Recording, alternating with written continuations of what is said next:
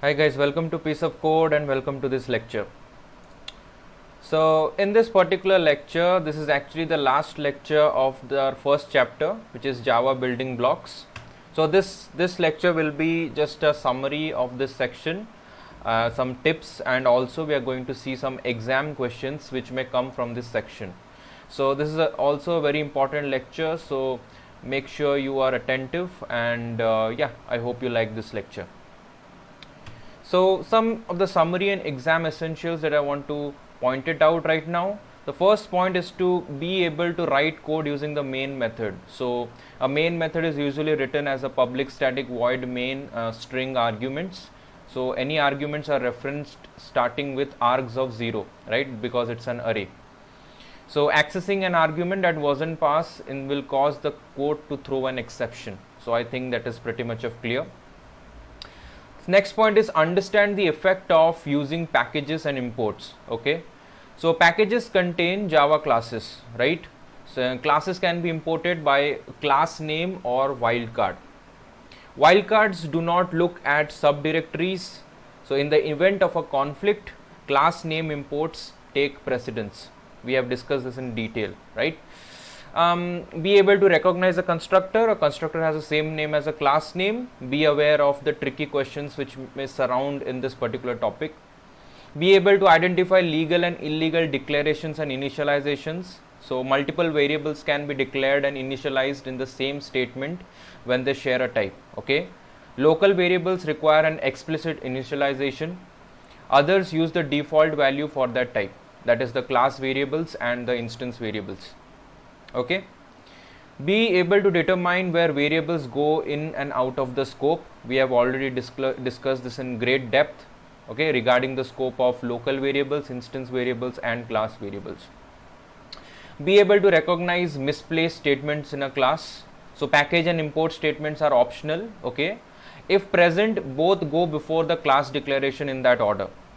Okay, fields and methods are also optional and are allowed in any order within the class declaration. Okay, and the last point but not the least is to know how to identify when object is eligible for garbage collection. Okay, so that was from our last lecture. So obviously draw a diagram to keep track of references and objects as you trace the code. So when no arrow points to a particular box or object, in this case it is eligible for garbage collection. Okay, so I think it is pretty much of what we have covered in this particular section, and yeah, that's it. Now we are going to see some questions. We are going to see 20 to 25 questions regarding from this section, and so what you can do is after reading a question, you can pause the video and can answer it on your own. And then I'm going to explain and I'm going to say the answer to that particular question. Okay, makes sense? Alright, let's go. So the first question, which of the following are valid Java identifiers? Choose all that apply. Okay, so you can pause the video and answer the question. So let's see the answer. The answers are A, B and E. Option A is valid because you can use the $sign in identifiers. Okay. Option B is valid because you can use an underscore in identifiers. Option C is not valid identifier because true is a Java reserved keyword. Okay. Option D is not valid because the dot is not allowed in identifiers. Makes sense. Option E, it is valid, right, because Java is case sensitive, so public has a capital P instead of a small p. The small p public is actually a reserved keyword. So yeah. And also pay attention to these multiple choice questions, because you may miss, like, okay, you see that A is a valid identifier, you skip through all the options, but don't do that, because go for this multiple choice type questions wherever possible. Okay, let's move forward. So what is the output of this following program? Okay, now let's see the answer to this question. The answer is D. So Boolean fields initialize a false and references initializes to null. Okay, so empty is false and brand is null. So brand equals to null is output. Okay, so I hope this makes sense. We have seen this in default initialization of instance variables. Okay. The third question, which of the following are true? So we have short numpets equals to 5, int numgrains equals to 5.6, string name equals to scruffy, and then we try to find the length. Now the answer to this question is B, D and E. B, D and E. So option A on the particular line number 4 compiles because short is an integral type, right? Integral type, which is an integer kind of type. Option B, line number 5, okay, generates a compiler error because int is an integral type. But 5.6 that we see is a floating type. Okay. Option C, line 6, compiles because it is assigned to a string. Option D and E, which are lines 7 and 8, do not compile because short and int are primitives. Okay, so primitives do not allow methods to be called on them. And option F, line 9, compiles because length is defined on string. So length is a particular method, okay, and it is available in the string class. We are going to cover string in details in a later chapter, so don't worry about it. Let's go to the next question. So given the following class, which of the following is true? So we have a class snake, okay, and there is a method public void shed, and then we are trying to use the particular local variable time. Okay, let's see what is the answer. So the answer is A and B. Now the reason being the reason being adding the variable at line 2, right? Adding the variable at line 2 makes result an instance variable. Okay. Now since instance variables are in scope for the entire life of the object, option A is correct. Okay. Option B is correct because adding the variable at line 4, so when we add the variable at line number 4, makes result a local variable with a scope of the whole method. Okay, makes sense. Adding the variable at line number 6 makes result a local variable with a scope of lines 6 and 7. Since it is out of the scope in line number 8, okay, the println does not compile and option C is correct. Sorry, option C is incorrect, my bad. Now adding the variable at line number 9 makes result a local variable with a scope of lines 9 and 10. Since line 8 is before the declaration, right? So it doesn't compile in that sense, and option D is also incorrect. Finally, option E is incorrect because the code can be made to compile. Okay, it's not that the code is never be able to compile. We can make the code compile by using options A and B. Okay. All right, let's move to the next question. Given the following classes, which of the following can independently replace insert imports here to make the code compile?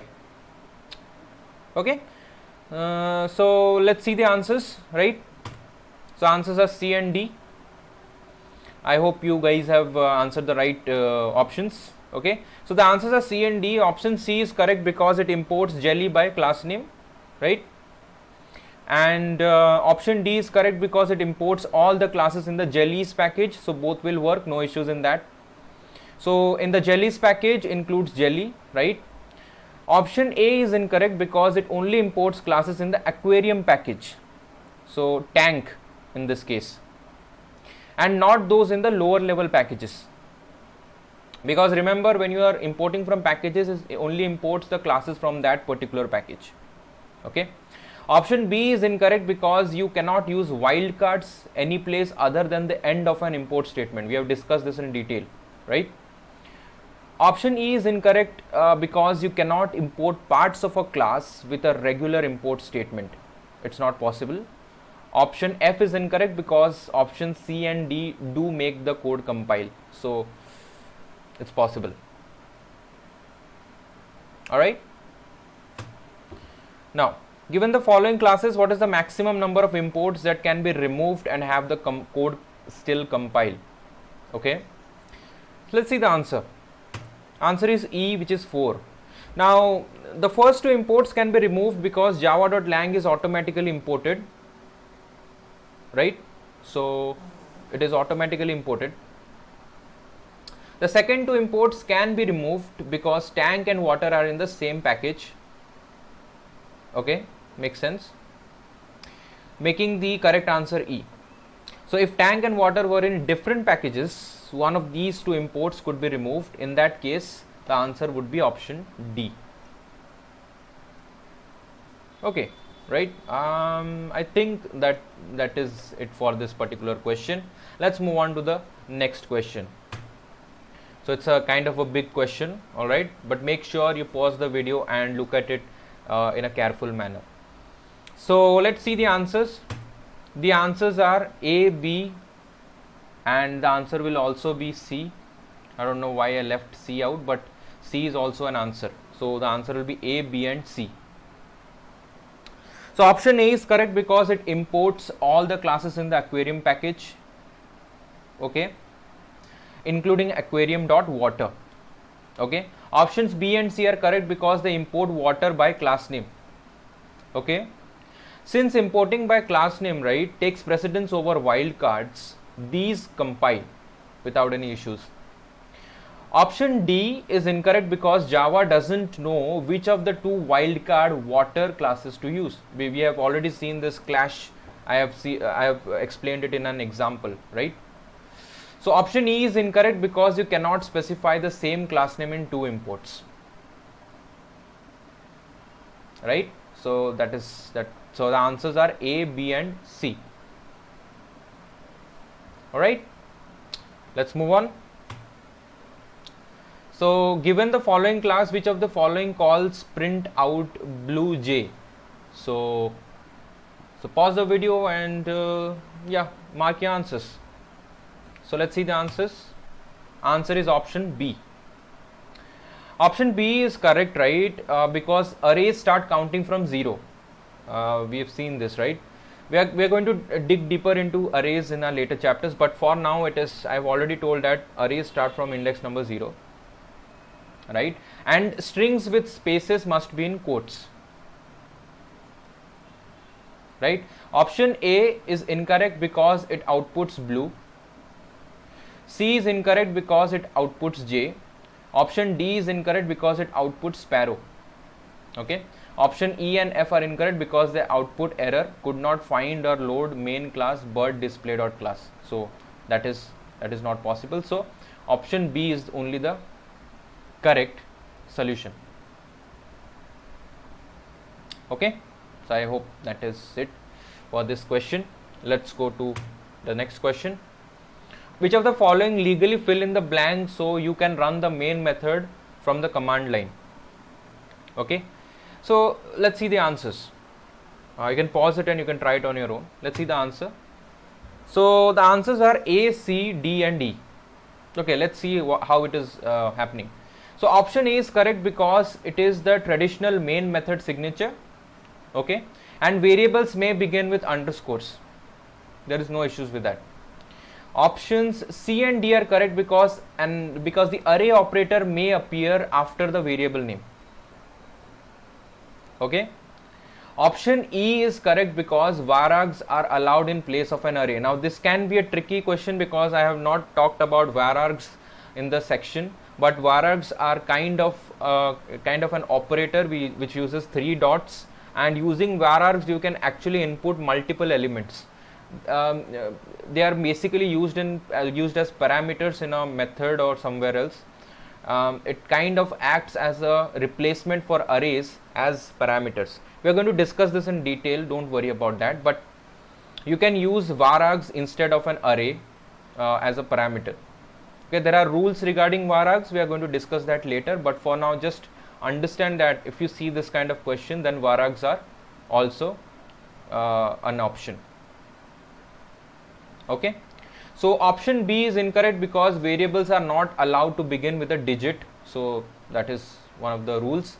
Option F is incorrect because the argument must be an array or varargs. Option F is a perfectly good method. However, it is not one that can be run from the command line because it has the wrong parameter type. Okay. So yeah, that's the thing.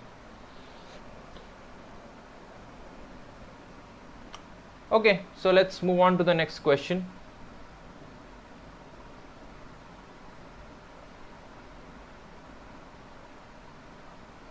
Okay, let's go to question number 10. Which of the following are legal entry point methods that can be run from the command? Okay, let's see the answer. Answer is E. Option E is the canonical main method signature, right? So it's kind of a very easy question, but still you need to memorize it. So you need to memorize this particular structure. Option A is incorrect because the main method must be public. Option B and F are incorrect because the main method must have a void return type. Okay. Option C is incorrect because main method must be static. Okay. Option D is incorrect because the main method must be named main. So yeah, that's about it. Next question. Which of the following are true? So there are A, B, C, D, E, F, G. So I think it's 7 options. Choose the right answer. Okay. So the answers are C and D. So option C is correct because all non-primitive values default to null. We have already discussed, right? So if it's very easy to remember, because if you have any kind of, let's say, a reference type and you haven't initialized it, then it will refer to null. Option D is correct because float and double primitive default to 0.0. Okay. Options B and D are incorrect because int primitives default to 0. Okay, makes sense. Let's move on. So which of the following are true? And we have a lot of options. Let's see what is the answer to this question. Answer is G, none of the above. Why? Option G is correct because local variables do not get assigned default values, right? Only the instance variables and the class variables are assigned default values. The code fails to compile if a local variable is not explicitly initialized. Okay. So if this question were about instance variables, then option D and F would be correct. A Boolean primitive defaults to false and a float primitive defaults to 0.0. Okay. Next question, which of the following are true? Kind of the same types of questions, but the options are different. Yes. So the answer in this case is A and D. Okay. Options A and D are correct because Boolean primitive default to false and int primitive default to 0. Okay. Next question. Given the following class in this particular package, so basically, which of the following replaces insert code here if we compile from /my/directory? Can be a tricky question, but if you pay attention to this thing, then it is pretty easy. Let's see the answers. Answers are D. Okay, answer is D. Why D? Basically, the package name represents any folders underneath the current path. Okay, which is named A in this case. Option B is incorrect because package names are case sensitive, just like variable names and other identifiers. Okay, that makes sense. Okay, let's move on. Question number 15. Which of the following lines of code compile? Answers are A and E. Underscores are allowed as long as they are directly between two other digits. We already know that, right? This means options A and D are correct. Options B and C are incorrect because the underscore is adjacent to a decimal point, which is not one of the rules, right? Option D is incorrect because the underscore is the last character. Okay. 16.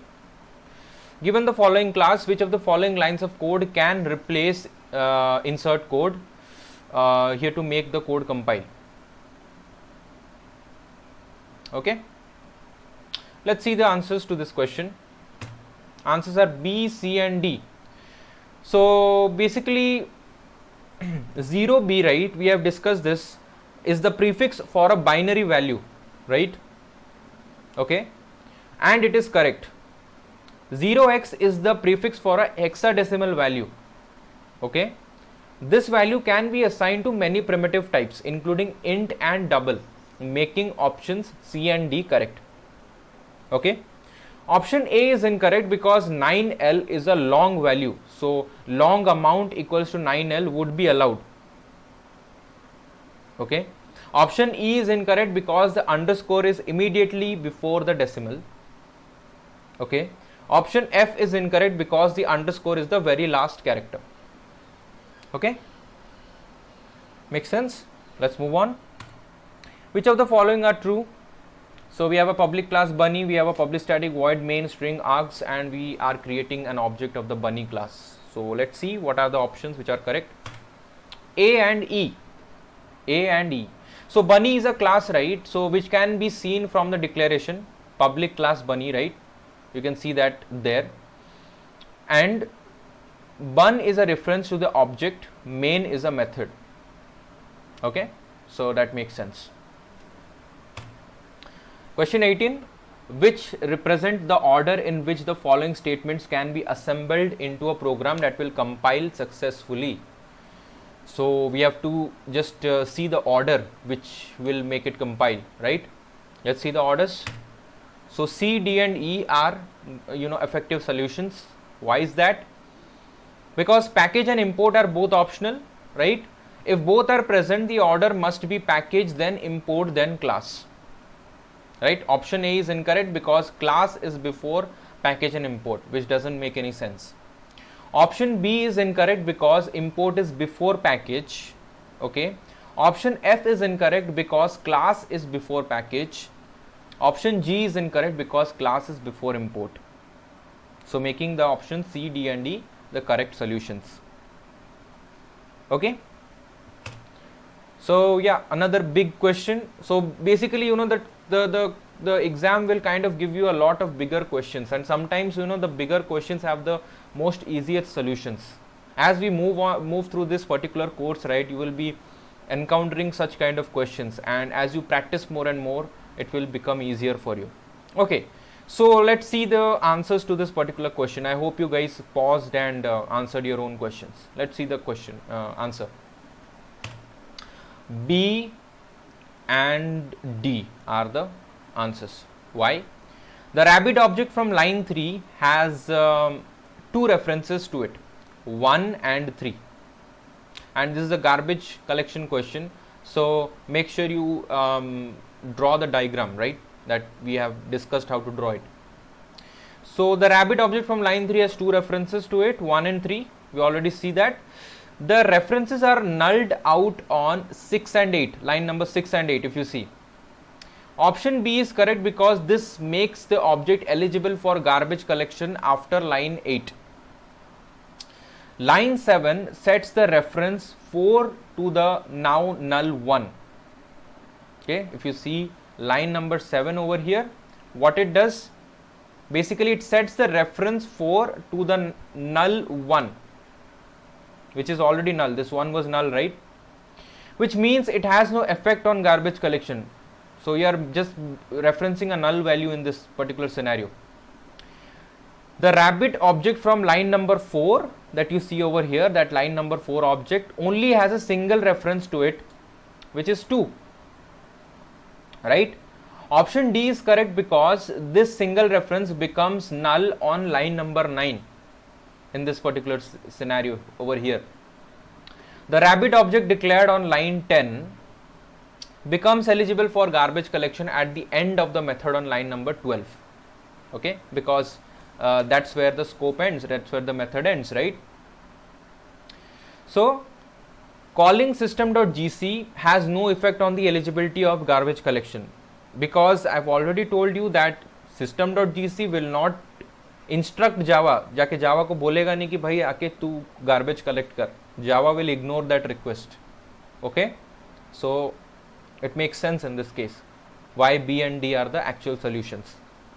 Okay, if you get confused, please draw the diagram. You will be very much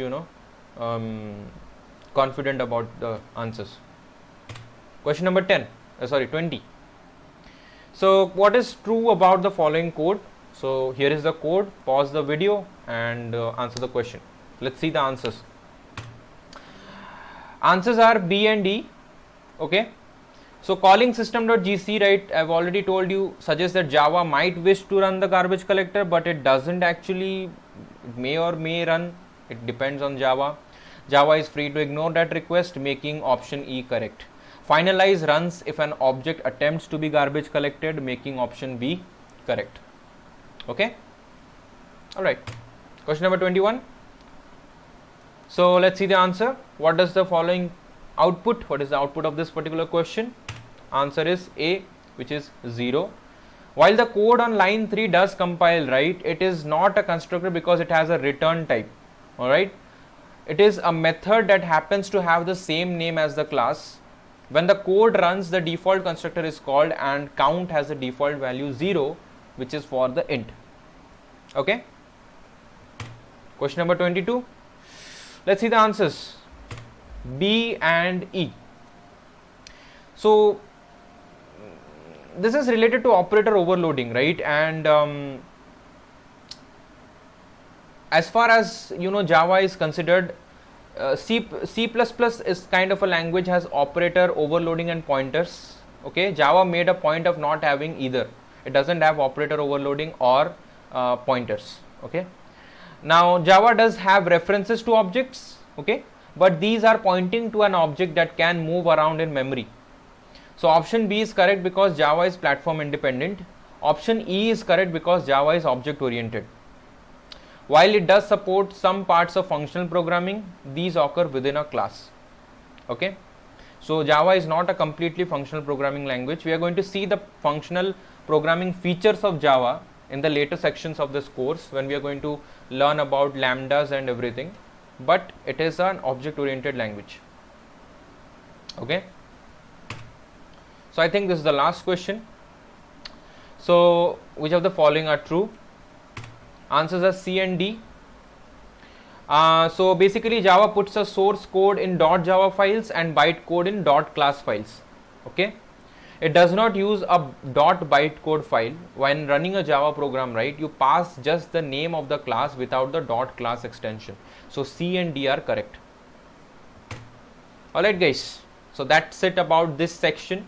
So we have reached the final lecture of Java building blocks, which is basically the first chapter, and I think it is the most longest chapter.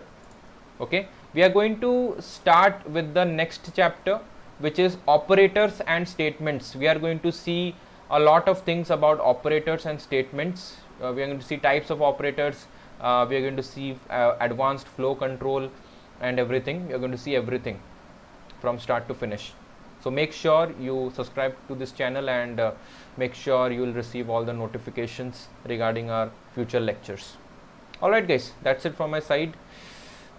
See you in the next lecture. Till then, have a nice day. Bye bye.